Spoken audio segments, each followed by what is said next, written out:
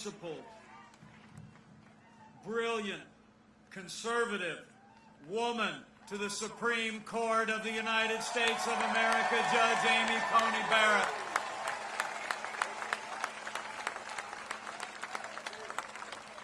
Now, I'm a big fan of Judge Barrett, and it's not just because she's from Indiana.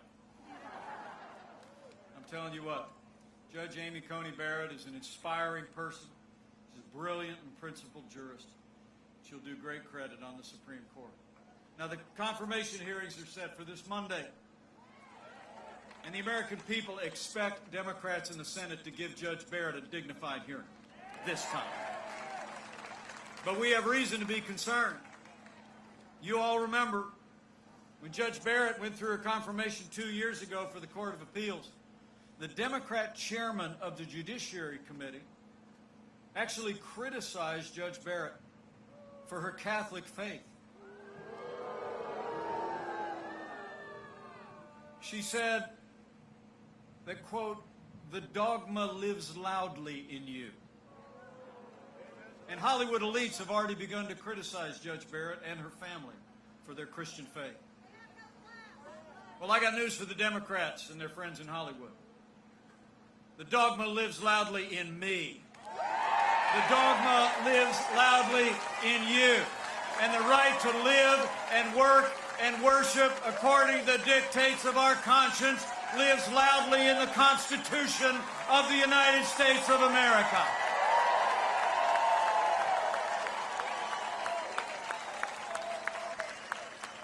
In America, we cherish the freedom of religion of every American of every faith. And these attacks on Judge Barrett's faith got to stop.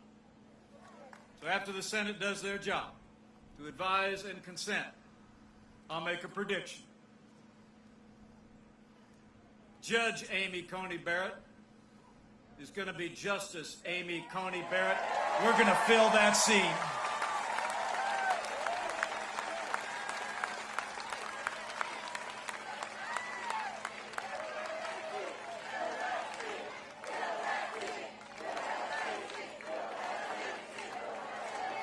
Oh, we're going to fill it. You know, the American people actually also deserve to know that Democrats in Washington are actually talking about adding seats to the Supreme Court in the biggest power grab in American history. It's called packing the court. Now, Joe Biden and Kamala Harris won't admit it, but after 150 years with 9 seats on the Supreme Court of the United States, they're planning to pack the court. In fact, Joe Biden refused to answer the question in his debate with the president. Kamala Harris refused to ask the question during our debate. And just yesterday in Nevada, Joe Biden was asked by a reporter if don't voters deserve to know what you do? And Joe Biden replied, quote, "No, they don't."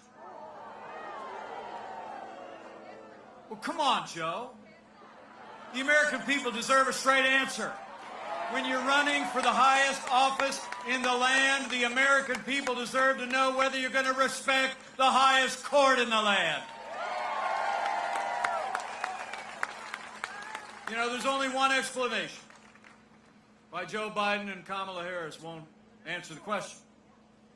It's because Joe Biden and Kamala Harris want to pack the court. But we're not going to let it happen. We're going to preserve an independent judiciary. We're going to preserve our constitutional order. We're going to re-elect President Donald Trump for 4 more years in the White House.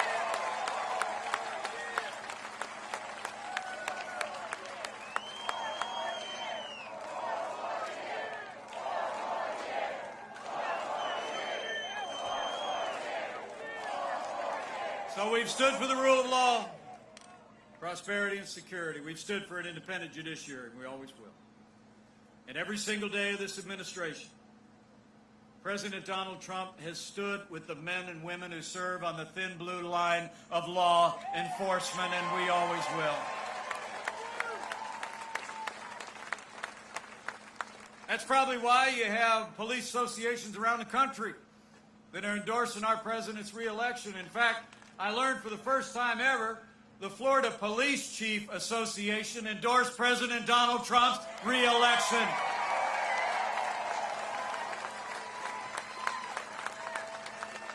Let me take this opportunity to thank Sheriff Jeff Parson and all the membership of the Florida Police Chiefs Association. And also, can we just show these law enforcement officers how much we appreciate all they do every day to protect and serve our families?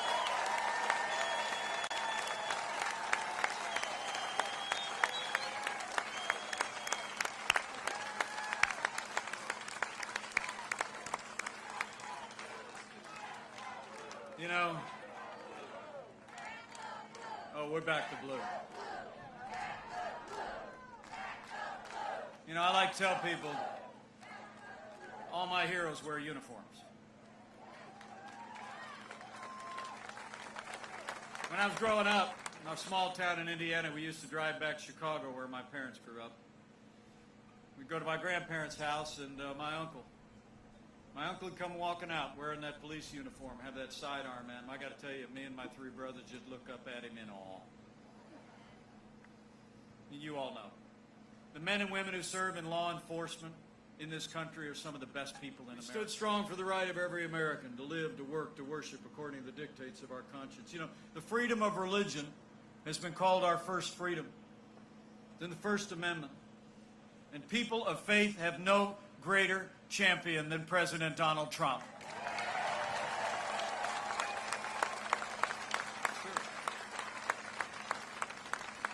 From early on, the president took decisive action to restore the conscience rights of doctors and nurses, teachers, and religious charities.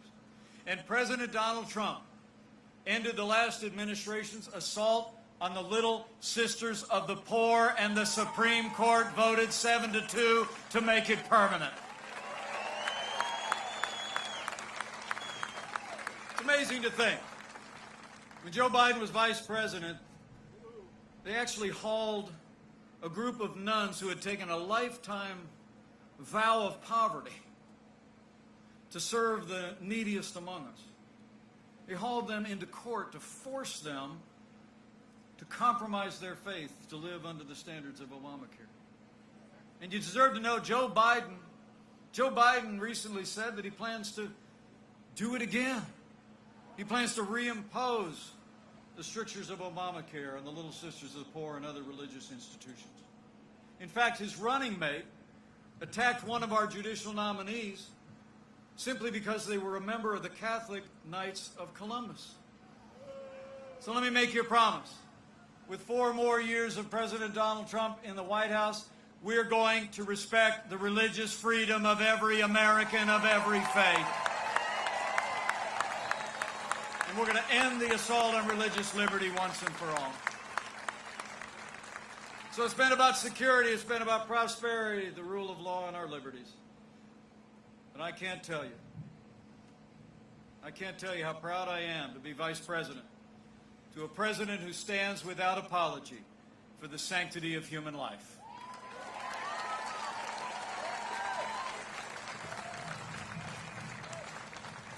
Where Joe Biden supports taxpayer funding of abortion all the way up to the moment of birth, President Trump took action early in our administration to suspend all funding, the Mexico City policy, no taxpayer dollars to provide or promote abortion around the world. He's renewed the Hyde Amendment to protect taxpayer money from ever being spent on abortion, and President Donald Trump is the most pro-life president in American history.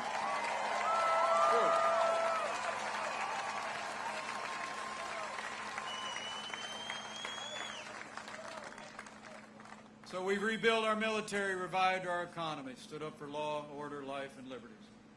And let me just say, none of that would have been possible in our first 3 years without the strong and consistent support of Senator Rick Scott and Senator Marco Rubio. And that's also why, here in his congressional district, we need you to re-elect Congressman Daniel Webster to a new Republican majority and retire Nancy Pelosi once and for all.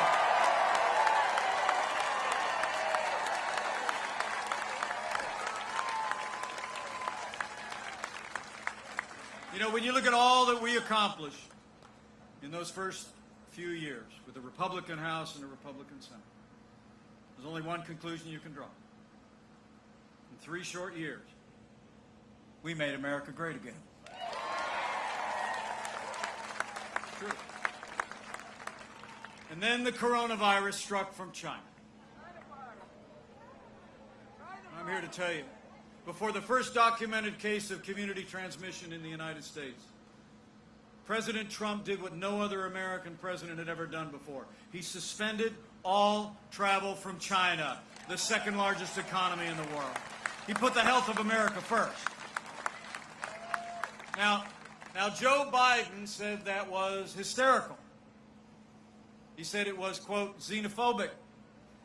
In fact, he wrote in USA Today back in January that travel bans would, quote, make things worse.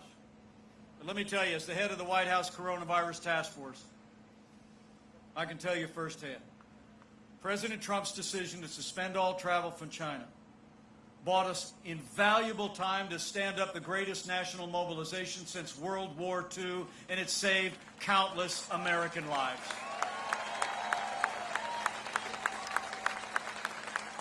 During that time, we reinvented testing.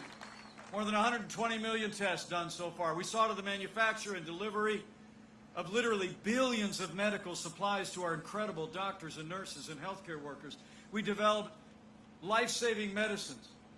And I'm here to report that we're on track to have the first safe and effective coronavirus before the end of this year. And under Operation